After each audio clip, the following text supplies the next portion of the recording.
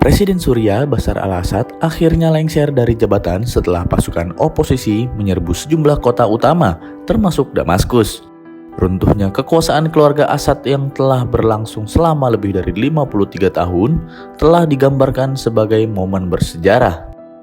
Suriah didera perang saudara selama 14 tahun. Presiden Bashar al-Assad mencengkram kekuasaannya dengan bantuan Rusia, Iran, dan Hizbullah.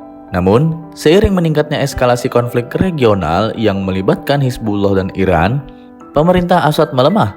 Apalagi, Rusia yang selama ini menjadi tulang punggung perlindungannya juga belum selesai dengan perangnya melawan Ukraina. Pemberontak Suriah melihat sebuah peluang untuk melonggarkan kekuasaan Assad.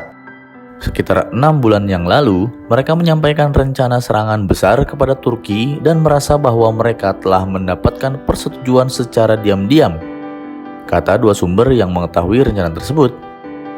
Jatuhnya rezim Presiden Bashar al-Assad di Suriah bermula dari peristiwa pemberontakan yang dilakukan oleh kelompok milisi Hayat Tahrir al-Sham atau HTS pada akhir November lalu.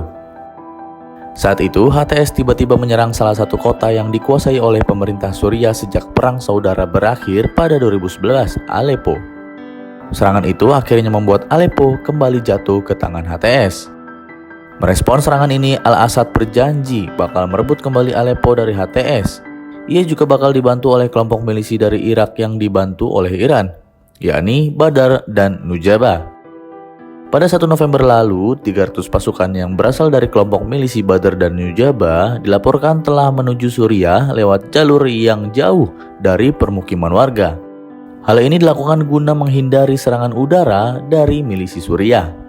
Namun, 4 hari setelah milisi Irak dilaporkan menuju Suriah, keadaan kembali meradang.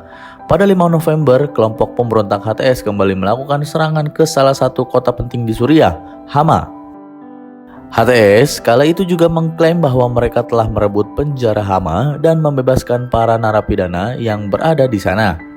Pada sore harinya, tentara Suriah mengakui kehilangan kendali atas kota yang terletak di antara Aleppo dan basis kekuasaan Presiden Bashar al-Assad di ibu kota Damaskus tersebut.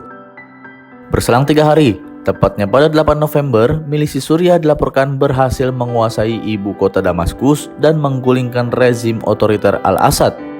Keberhasilan mereka menguasai Damaskus ini menandai berakhirnya rezim al-Assad usai puluhan tahun berkuasa di Suriah. Milisi Suriah kini juga sudah menunjuk mantan Perdana Menteri Muhammad Ghazi al-Jalali sebagai pemimpin sementara negara tersebut usai Presiden Bashar al-Assad digulingkan.